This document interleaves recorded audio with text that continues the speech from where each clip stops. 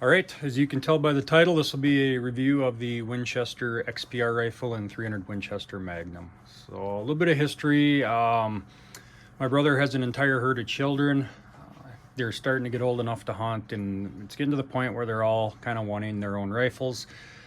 He showed up one day with this for one of his teenage sons. I don't remember how old he was when he got it, 13, 14. And I'll be honest with you, when I seen him pull this out of the case, I was extremely disappointed. So a couple of reasons for that. One, it's a 300 Win Mag. I just would never recommend starting 13 or 14-year-olds off with 300 Win Mag rifle. I think it's way too much recoil or muzzle blast to really start building good shooting fundamentals.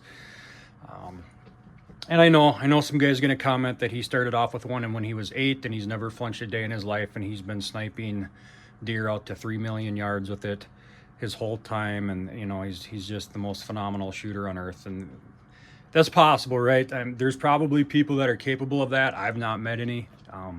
So yeah, it was 300 Win Mag. I was also disappointed in the rifle itself. And hear me out before you roast me and leave, because you might hear me admit that I was wrong. So I have not had good luck with 300 Win Mags in lighter weight barrels.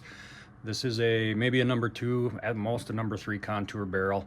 I haven't had good luck with them. 300 Win Mag is obviously an extremely hot round. The rifles heat up very quickly. I just never really found one that would hold a decent group. So again, I seen the rifle. I was really disappointed. I didn't think it would shoot well. I didn't think he would shoot it well. And on at least one of those points, I was wrong. So I still will argue with anyone on earth that 300 Win Mag is way too much for a 13-year-old child to be shooting. There's definitely better choices out there. I would not even consider buying kids a Magnum rifle. Most adults don't shoot them well. As you guys know, if you've watched my other videos, I have a range that goes to 500 yards.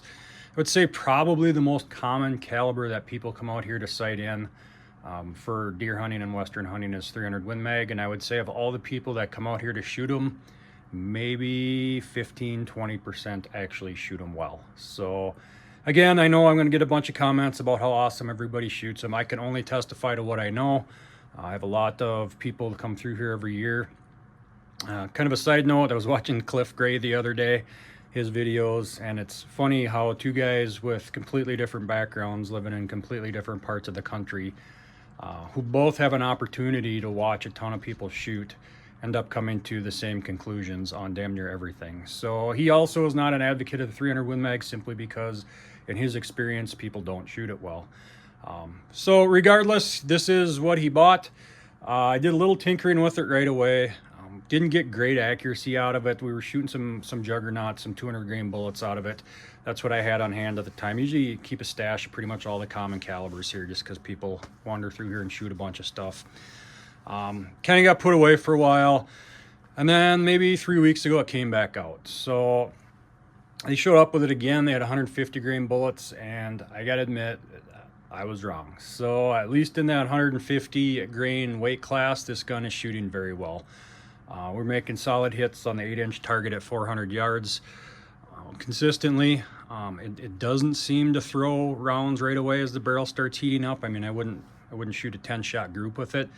We were getting good, consistent 3-round groups out of it, though. And again, this gun, at least thus far, has really preferred the 150 grain bullet. Obviously, there'll be some room for testing the 180s, maybe a couple more 200s just to see. 150 is not optimal for elk, but anyway, I was pleasantly surprised with the accuracy. Again, this is a sample size of 1, but this gun is shot really well. When we did our part, about 1 MOA, and I will admit I don't shoot Magnum super well just because of the muzzle blast. Recoil on this was actually less than I anticipated. It's a lightweight rifle.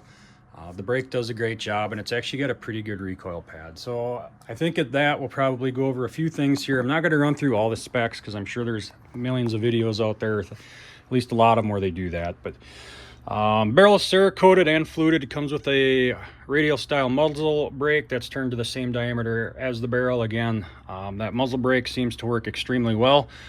Felt recoil was definitely less than I was anticipating, and we shot it fairly well. The kids didn't, but my brother and I did. So comes tapering back. It's a 24-inch barrel. Barreled action is also Cerakoted. Looks really good. I don't see any issues with the Cerakoting, no blemishes. The barrel's cut well. You don't see marks all over it. Coming back to the magazine, so it's just got a little dongle on the very front there, just like a Tikka basically. Magazine drops right out. Got a little pinch there on my holder, but again, very reminiscent of like a Tikka magazine. Goes in, comes out, no issue, feeds good. So I have no complaints about that. I know a lot of guys hate plastic or polymer magazines. I've never had an issue with them. Certainly in like the AR style, I find them more reliable than the aluminums. So I'm not sure where that hatred comes from other than the fact that it's just plastic.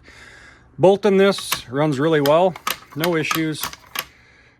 Chambers well, nice and smooth. Bear with me here. It's hard to do stuff with one hand, especially my left hand, because I am not left-handed. It does take a little bit of a forward push there to get it down. Fairly reminiscent of the Ruger American, as is the bolt itself. So 3-lug plunger ejector, claw type extractor. So again, very similar to the Ruger American Gen 2.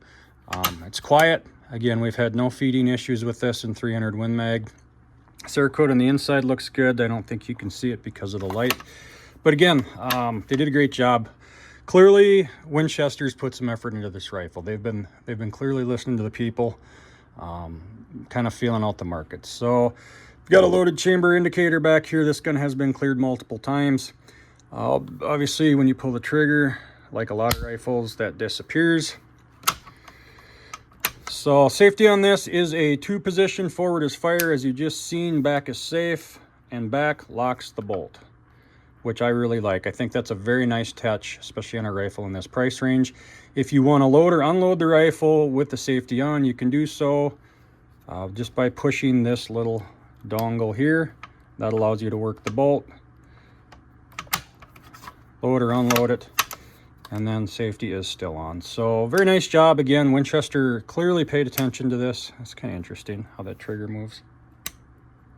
Didn't notice that before. Clearly paid attention to this. And just a very well-designed system. Safety is tight, no wobble, no issue. Slides just fine, no wobble, no issue. I'd prefer like a little more there. I think it is kind of hard for me to find. You know, it just feels a little slippery on top. But again, overall, especially in this price category, they did a really good job.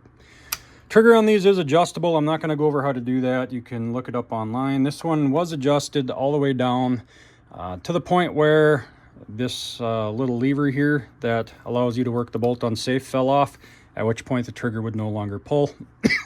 So don't take it out all the way.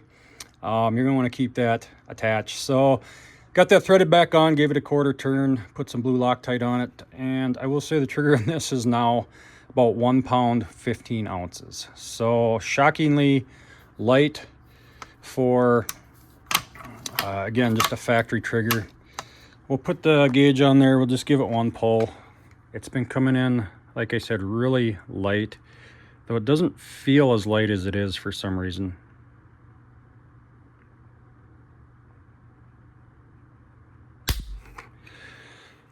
So that one was about 2.5. I tested it right before the video. It was just under 2. Maybe we'll do one more.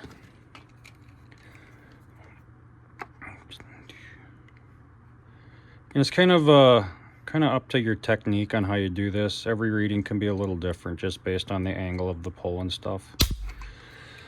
That one just under 2.5. So again, not a bad trigger. It feels weird. It almost feels like it's kind of a heavy trigger with a really light break, I guess. I don't know how to explain it. There's no take up there. I mean, it is right there. And then you kind of feel like you're going to have to pull it for a while just based on the way the pull feels, and then all of a sudden it goes off. So they did a really good job on the trigger. Again, user adjustable. I would be careful. Again, you turn it down too much, this lever comes off, which is generally not a good thing, obviously, because then the gun won't fire. I don't know who put oil all over this bolt, but I would not encourage people to put oil all over bolt bodies. Stock is very good. So it's a beautiful looking rifle. It's a beautiful looking stock. Stock feels good in the hand. It's got a little bit of texture, you know, it's a little slippery. Again, I would compare this entire rifle, you know, very well to the Ruger American Gen 2. Recoil pad is very good again, in my opinion. I would not replace this even on 300 Win Mag. It's got just the right amount of squish for me. And overall, it's very well executed. It's grippy, which I like. It sticks to the shoulder a little bit. Barrel on this is free floated. It is free floated pretty tight to the stock, but we haven't had any issues. I think you probably would if you were shooting it off a bipod, especially if you're a guy that likes to load the bipod. But overall, good rifle. So I have a hard time forming a real strong opinion on rifles when they're in 300 Win Mag. Again, we were getting really good consistent hits on the 8-inch target at 400 yards. This is certainly capable of elk or mule deer hunting out west. I would say, boy, this one really stacks up against the Ruger American Gen 2. There are definitely some things I like a little better about the Ruger American, like their bedding system. There's things I like better about this gun. The trigger is definitely better. I didn't have to put an aftermarket spring in this. I think the bedding, again, is a little better. Magazine is really good in this one. Again, it comes in and out easier than the Ruger American Gen 2. Very comparable rifles. So I will say, I've seen a couple of these. I would say the Ruger American Gen 2, in my experience, is going to be a little more accurate. I think I've shot 3 of them now. All 3 of them are shooting sub-MOA. This one has been about MOA with 150s. Again, it didn't really seem to like the 200s, but there's an awful lot of rounds in between yet for us to try. So overall, the Winchester XPR gets a thumbs up from me. Again, I think it's a really nice looking gun. I think it's very well executed. I wish they would have done something a little different with the stock bedding. At least you can get the stock off this one without having to punch a pin and go through a whole bunch of work like the Ruger American Gen 2. So just a very well thought out, well designed rifle. You know, for guys shooting the normal range, just 200 to 300 yards, it's going to be plenty accurate, and probably any of the calibers, it's going to do a great job for you. Again, I would highly advise not buying children 300 Winchester Magnum rifles. So if I ever get an opportunity to shoot one of these in a lighter caliber, I'll probably do another video. Again, I'm not disappointed in this one. I don't feel like I shoot my best groups with 300 Win Mags. So good rifle. Again, gets my thumbs up. So it's not a huge sample size, but all in all, I'm impressed by the quality. The bolt runs well, trigger turns down well, mag goes in and out well, stock comes off easy. I like that you can work the bolt with the safety on. Good recoil pad. So great job, Winchester. I hope they can keep the quality control going with these. Again, I've seen a few other guys that have them. They usually get under 1.5 inches. Again, I don't think they're quite as accurate as the Ruger American Gen 2s, but they'll suffice. I've said on other videos, I live in Minnesota. The majority of people here, you know, will never take a deer past 200 yards in their life. This would be an excellent option. Although I'd highly caution against using something in this caliber with a break shooting out of a box blind without ear protection, because that's something you would only try once. So hit the subscribe button. Eventually it may help me out. Hit the thumbs up if you liked the video. If you have one of these, you've had good luck with it, let me know. If you've had one, you've had terrible luck, let me know. And let me know what caliber they're in. I'm always curious about calibers. So hopefully I'll get an opportunity to review one in a different caliber. So I hope you liked the video. Have a safe hunting season and good luck.